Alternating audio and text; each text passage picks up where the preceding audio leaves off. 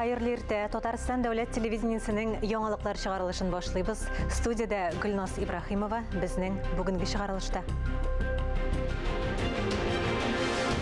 Республикабызда бөтен Россия газета журналларга язылу декадасы бара. Кәрим Тинчурин исемендәге Татар дәүләт драма һәм комедия театрында Татарстанның халык артисты Исламия Мәхмүтованың тууына 80 ел тулу уңаеннан искә алу кичәсе булды. Осталыкка юл койдан башлана. Казанның Адамнар күп телле белем бирү комплексында Ихлас мультимедия мәктәбендә белем алган балаларны бүләкләделәр.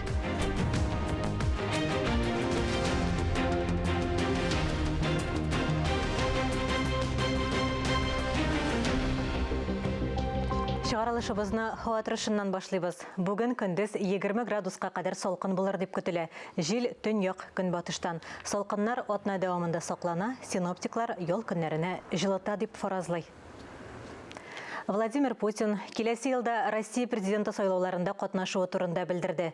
Үзенең карары турында ул Золотая звезда медальләрен Россия геройларына тапшыру тантанасыннан соң Донецк халык республикасы парламенты спикеры Артем Жогова хәбәр итте.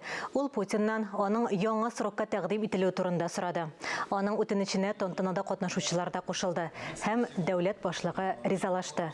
Исегезгә төшерәбез, Россия президенты сайлаулары 3 көн дәвамында киләсе елның 15-17 мартында узачак. Татарстан Республикасы рәисе Рөстәм Миңнеханов Россия президенты Владимир Путинның яңа срокка тәкъдим ителү карарын хуплады. Ул билгеләп үткәнчә, ил өчен авыр вакытта президент Россия һәм аның халкы өчен берләштерүче көч булып тора. Владимир Владимирович ярдәме белән Татарстан бүген алдынгы төбәкләрнең берсе. Федераль программалар буенча без юллар, мәктәпләр, хастаханәләр, заводлар төзибез. Бу яңа эш урыннары халыкның тормыш сыйфатын яхшырту. Дәүләт башлыгы җитәкчелегендә без алга табада ныгыячак дип ышанам, диде Татарстан рәисе Рөстәм Миңнеханов. Владимир Владимирович Путин заявил о выдвижении своей кандидатуры на выборы президента России. Уверен, что наши защитники и все наше многонациональное население сплотится вокруг верховного главнокомандующего. Шулай ук Татарстан Республикасы дәүләт киңәшчесе Минтимер Шәймиев һәм Татарстан Республикасы дәүләт советы рәисе Фәрит Мөхәммәтшин дә әлеге хәбәрне хуплауларын белдерде. Алар Татарстан һәр вакыт дәүләт башлыгының ярдәмен тоеп яши дип ассызыклады. Халык белән сөйләшкәндә Владимир Владимирович Путин әйтте, ризалыгы бар. Ризалык инде ул дөресен әйткәндә җавапчылык. Көчле Россия өчен көчле президент кирәк. Ул аны үзенең эшләгән срокларында дөресен әйткәндә исбатлады. Такое трудное, непростое время он объединил многонациональную Россию и успешно проводит те намеченные планы в жизнь такой большой нашей родины, страны, как Российская Федерация. Владимир Владимирович поддержат россияне, татарстанцы обязательно. И мы сделаем все, чтобы он продолжил свою великую миссию. Чыгарылышыбызны Татарстанда нәшер ителүче газета журналларда игътибарга лаеклы язмаларга күзәтү белән дәвам итәбез. Сүзне сәхифәнең авторы журналист Миңназым Сәфәровка бирәбез. Хәерле көн, мөхтәрәм телевизор караучылар. Татар телендәге матбугат күзәтүне дәвам итәбез. Итекләрегез әзерме? Шын кош килә дип сөрән салган Шәһри Казан газетасы. Һава температурасы климатик нормадан 16-18 градуска кадәр түбәнрәк булды бу араларда. Декабрь башында уртача температура 8 градус тәшкил итәргә тиеш булган булса, үткән атнада кайбер районнарда салкын 32 градустан да артып китте. Бу айдан мәктәп укучыларының укулары тукталып торды. Хәтта мәктәп димәктән Россиянең дәүләт думасы депутатлары мәктәп укучыларына дәрестә телефон куллануны тыя торган канун кабул итте. Бу айдан бирелгән язмада журналист укытучыны мәсхәрәләүче фото һәм видеолар кимерме дигән риторик сорау куйган. Ул кадәресен вакыт күрсәтер, әмма безнең илдә бөтен эшләрдә бер чиктән икенче чиккә тайпылу юлы белән эшләнә. Без башта проблеманы китереп чыгарабыз да, аннары шул үзебез уйлап чыгарган проблеманы батырларча хәл итү белән мәшгиләбез. Беренче гыйнварга кадәр газ җиһазларына техник хезмәт күрсәтү турындагы килешүне яңадан төзегә өлгермәгән кешеләргә 40 меңнән алып 100 мең сумга кадәр штраф яный дип мәш килгән халыкның бу араларда төн йокысы качты. Олай гына да түгел. Республикадагы газ оешмаларында озын чиратлар хасил булды. Газ килешүен кайчан төзергә дигән сорауга җавапны Ватан Татарстан газетасы хәбәрчесе эзләгән.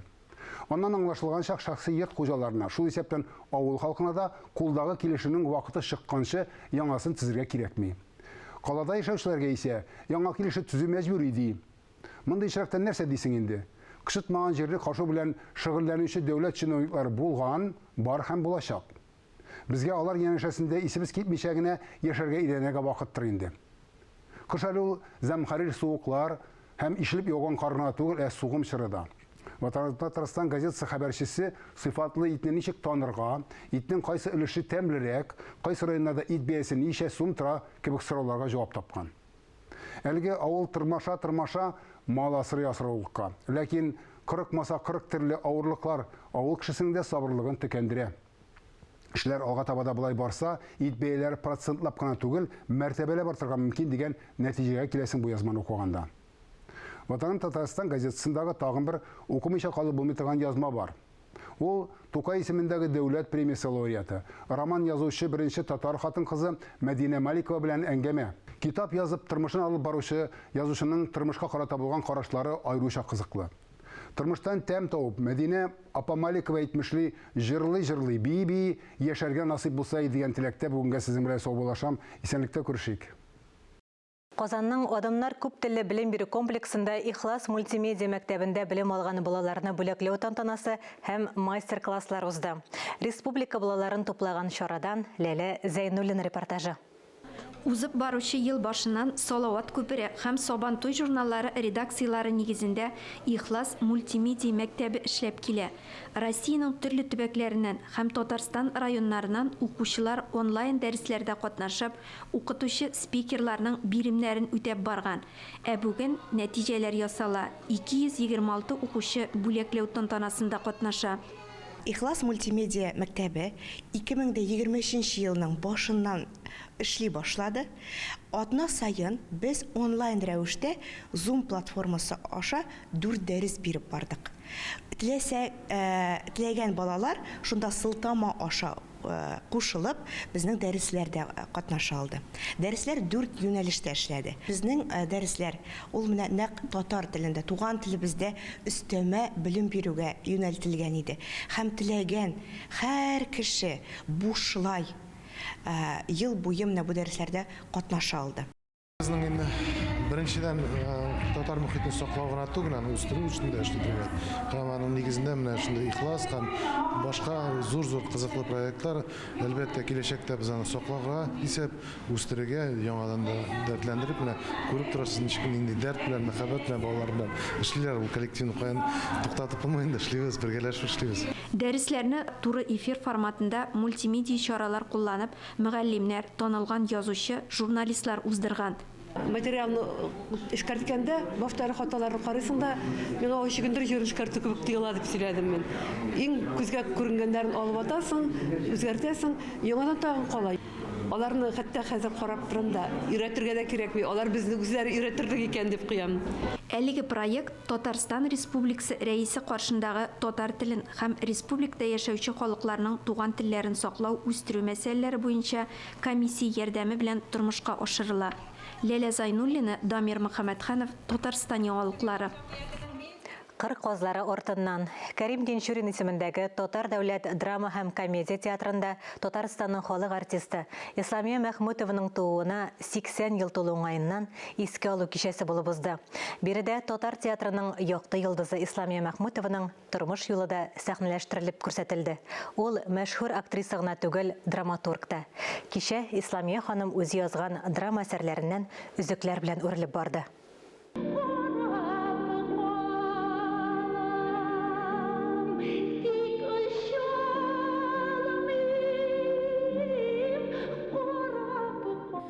Ушорга дип толпынам, хыялыма китәр идем кыр козлары артыннан. Яраткан артистыбыз Исламия Мәхмүтова арабыздан киткәнгә инде 4 ел булды. Тамашачылар моны һаман да авыр кичерә. Бик яратам, бик яратып йөрдем театрга. Ул киткәчтән театрга йөрисем килми башлады. Менә әле бүген генә килдем, килгәнем юк иде.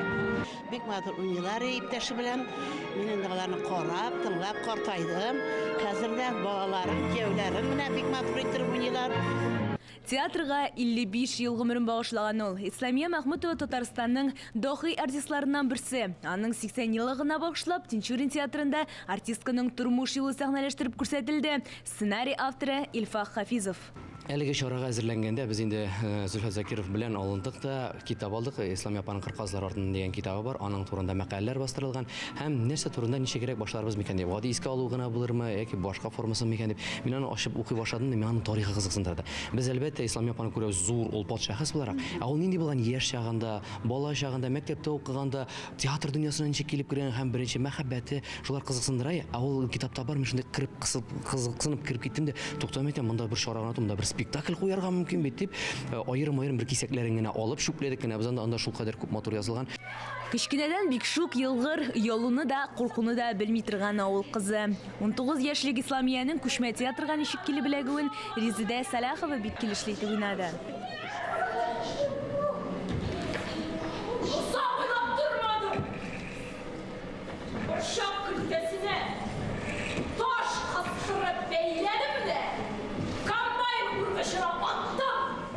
İslamiyet mavulu bik hıyallı kişiydi.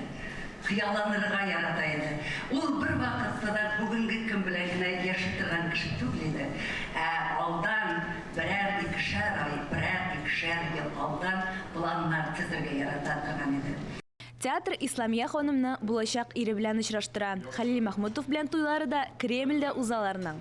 Яңа сүзләрне сиңа мин әйтә белмәдем микән дип көнләште. Алма агачыннан ерак төшми. Кызлары Лейса Мәхмүтова җырчы, киноактриса, Лилия Мәхмүтова әнисе кебек тормышын Тинчурин театры белән бәйләгән. Лейса Мәхмүтова бала чагының гастрольләрдә йөреп узу турында сөйләде. Мин алар белән бөтен гастрольләрдә булдым. Мин хәтта без бит авыл малае дигән спектакльдә малай ролен уйнап, менә шулай Ташкентларда урап, Рәсәй буйлап менә җиргән кеше. Мин аларны күбрәк күрдем. Менә минем апага ләкмәде ул, ә мин аларны көнетене күрдем дип әйтергә була. Шуңа күрә мин бәхетле бала. Тинчурин театрына килгән кунаклар Исламия Мәхмүтованың спектакльләрдә кигән костюмнарын да күрә алды. Алар театр музееннан китерелгән. Артистның кызлары идән алып килгән уникаль костюмнар да бар. Biz onun rolüne gına hoşut түгел, onun özüne, onun kiyimlerine, onun tutuşuna, в общем, onun bütün mine, özünde bulgan sənətine hoşut bulduk. Актриса гына түгел, талантлы режиссер, драматург, оста комедиялар иҗат итүче. Кичәдә Исламия ханымның мәхәббәт чишмәсе, Син бит минем бер генәм, Аты барның дәрте бар һәм башка күп кенә спектакльләрдән өзекләр куелды. Миләүшә Гыйльфанова, Александр Решеткин, Татарстан яңалыклары. Эфирда яңалыклар программасы дәвам итәбез. Бүтін татар эстрадасы бір сәхнәдә. Казанда ел сайын уздырыла торган Болгар радиосы милли музыкаль премиясын тапшыру тантанасы булып узды. Лауреатларны радио тыңлаучылары һәм тамашачылар сайлый. Әлеге тантана башкалардан нәрсәсе белән аерыла? Бу хакта алдагы язмада. Моң халыкның күңел кызгысы. 10-нчы тапкыр Болгар радиосы премиясында катнашучы Венера Ганиева куластыннан җырчыларның 80% чыккан. Җырчыларның иң затлыларын күрсәтәселәр килә. Бу бит инде безнең сәнгатебезнең бер күрсәткече, зур мәдәниятебезнең күрсәткече.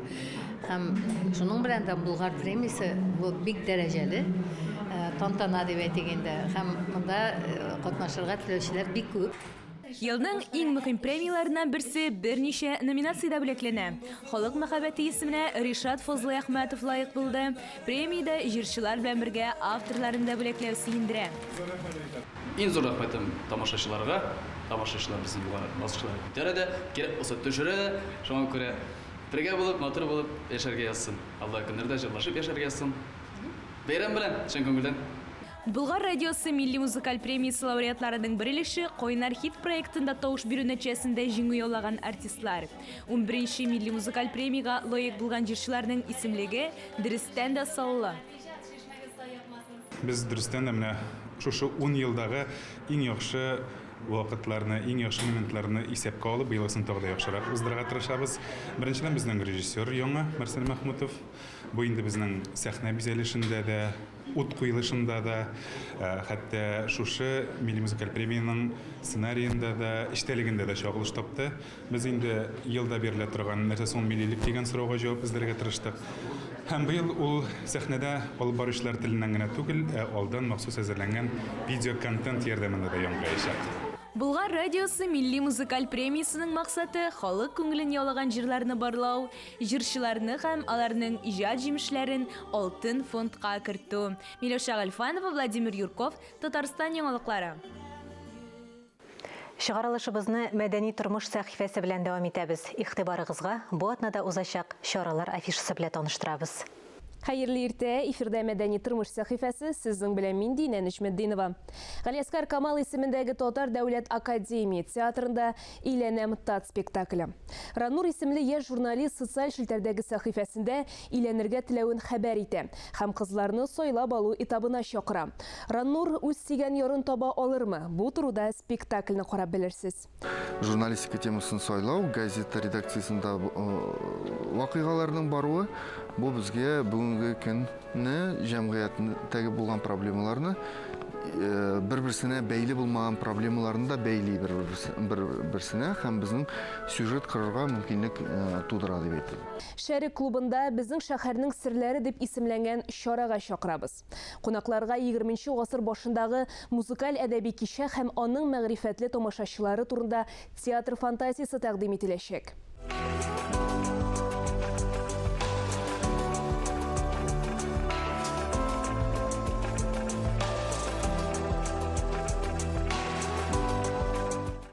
Декабрь көнне Кәрим Тинчурин театрында театр яктылыкка, нурга илтә дип исемләнгән экскурсия була. Ул мәктәп укучылары һәм студентлар өчен Пушкин картасы буенча уздырыла. Яшүсмерләр театр музее, тамаша залы, театр цехлары белән якынрак таныша ала. Шулай ук остахана булу көтелә. Татарстан милли китапханәсендә Татарстанның халык шагыйре, җәмәгать эшлеклесе Разил Валиевка багышланган кичә булу көтелә. Чарада Ләбиб Лерон, Ркоэль Зайдулла катнаша. Туфан Миннуллин исемендәге Түбән Кама Татар дәүләт драма театрында Җидегән чишмә әдәби музыкаль берләшмәсе кысаларында 55 дип исемләнгән зур тамаша булачак. Ул Түбән Кама шәһәренең Кама таңнары әдәби берләшмәсенең 55 еллык юбилеена багышлана. Хәзинә милли сәнгать галереясында Кытай рәссамы Лулинның «Урманның икенче ягы» исемле күргәзмәсе ачылды. Рәссам табигать аша кешенең эчке дөньясын чагылдыра. 29 декабрьгә кадәр Хәзинә милли сәнгать галереясында Харис Абдрахман улы Якупов һәм аның укучылары эшчәнлеген чагылдырган күргәзмәгә чакырабыз. Биредә Фәрит Якупов, Зөфәр Гыймаев рәсемнәрен күрергә мөмкин. Бу атнада мәдәният дөньясына кагылышлы яңалыклар шулар иде. Мин Динә Нәҗметдинова сезнең белән киләсе атнага сау булашам. 4 декабрьдән 14 декабрьгә кадәр республикабызда бөтен Россия газета журналларга язылу декадасы үткәрелә. Бу вакытта Татмедиа акционерлык җәмгыяте газета журналларына 13%-ка кадәр ташлама белән язылырга мөмкин. Булар хакында Татмедиа акционерлык җәмгыятенең PR директоры Ләйсән Сафина белән сөйләштек. Әңгәмәне Ания Гыйбадуллина алып бара. Исәнмесез, Ләйсән? Исәнмесез, хәерле ирләр. Әйдәгез әңгәмәбезне менә шушы республикабызда бүгенге көндә чыга торган вакытлы матбугатка бәйле вазгыять турында сөйләшүдән башлыйк әле. Бүгенге көндә сезнең карамакта никадәр газет, журнал дөнья күрә? Татмедиа медиа холдинги составында бүгенге көндә 98 газета чыга. Олар татар, рус, чуаш һәм удмурт телләрендә басыла. Һәм аның кала безнең 17 журналыбыз бар республика күләм һәм алар да шулай ук татар һәм рус телләрендә чыгарыла. Элеккеге вакыттагы шикелле зур форматтагы газетлар хәзер бит инде популяр түгел дип әйтик. Кеше нинди ирәкләрне укый, нинди форматта чыга хәзерге вакытта? Мин беләм инде күп кенә газетларда шундый кушымта рәвешендә китапчыклар, формалар бар, әйеме? Әйе, бар. Бу иң беренче чиратта вакытның бик зур ресурс булуына бәйле, чөнки һәр кешенең кыска гына вакыт эчендә бик күп мәгълүмат аласы килә һәм билгеле инде кеше мәсәлән метрода барганда, эшкә барганда аның зур газетларны ачып укырга хәзер инде мөмкинлеге, бәлки теләге бардыр, ләкин мөмкинлеге юк. Шуңа күрә бүгенге көндә иң популяр менә шундый форматта газетлар һәм менә Шәһри Казан язмыш газетасы юкка гына минем кулда түгел, чөнки бу Татмедиа чыгарган өр яңа басмаларның берсе, әле бу газетага 2 генә яшь тулуга карамастан, ул быел инде аерым индекс белән чыга һәм яхшы гына тиражлар җыеп бара. Аллага шөкер, хәзер бит инде менә подписка чоры бара. Шуңа күрә форматта ул бик кызыклы сорау, чөнки менә язмыш турында әйтеп киттем, ә менә Казан утлары ул бит инде чын мәгънәсендә бренд, 100 еллык тарихы булган әдәби журнал һәм менә аның форматын ничә мәртәбә үзгәртеп караганнар, ләкин укучылар менә шуннан да уңайлы формат юк диләр һәм әйтергә кирәк, менә шушы без аны минималистический дизайн дип атыйбыз, инде менә шундый гади аңлаешлы дизайн, ул чын мәгънәсендә бүгенге көндә бик популяр. Без билгеле төрлечә эшләп карарга тырышабыз. Менә Салават күпере мәсәлән, ул инде менә шундый уенчык форматында күрәсезме, аның теге ул туры түгел, чөнки балаларга күпмедер дәрәҗәдә кызык уен кирәк. Шуңа күрә менә шундый форматта чыгарабыз. Ниндидер кызыклы менә Сөембикә журналы һәрвакытта да үзенең укучыларына өстәмә открыткалар. Әниләр көненә 8 мартка менә хәзер яңа елга да безнең укучыларыбыз менә шундый открыткалар алу мөмкинлегенә ия. Шуңа күрә экспериментлар бар, ләкин иң кулай формат менә бүгенге көндә менә шушы саналар. Шуңа күрәдер дә инде бик күп басмалар нәкъ менә шундый форматта чыга. Китап бастыру өчен, дәфтәр чыгару өчен кагаз кирәк. Күпме кагаз кирәк, буяу кирәк, күпме хезмәткәр хезмәте салынган, типография, нәшрият кирәк, күпме хезмәт салынган. Шул ук вакытта алар бит инде үзләрен акларга тиешләр менә бу чыгымнар, әйеме? Алар һичшиксез акларга тиешләр үзен, чөнки алар иң беренче чиратта үз аудиториясын табып, алар аудиторияга барып җитәргә тиеш һәм соңгы арада бик популяр булган шундый сүзләр, кеше газета, журнал укымый, телевидение карамый, радио тыңламый диләр, ягъни классик масса күләм мәгълүмат чаралары янәсе бүгенге көндә юкка чыга. Ләкин мин моның белән килешмим, чөнки күп кенә яшьләр һәрвакытта да һаман да китап укый, һаман да журнал укый. Ягъни безнең укучыбыз ул һәрвакытта да калачак һәм алар һәрвакытта да безнең белән калсын иде. Бу матбугат чараларының бит инде интернет версиялары да бар, әйеме? Алар ярдәм итәләрме менә шушы язылучылар санын саклап калырга? Алар саклап калырга һәм күпмедер дәрәҗәдә аудиторияны киңәйтергә ярдәм итәләр, чөнки мисал өчен кемдер Сөембикә журналын алдырмаска мөмкин, ләкин аның Telegram каналын я булмаса сайтын укып барырга мөмкин. Билгеле, анда тулы варианттагы журнал бирелми, анда кыскартылма вариант бирелә.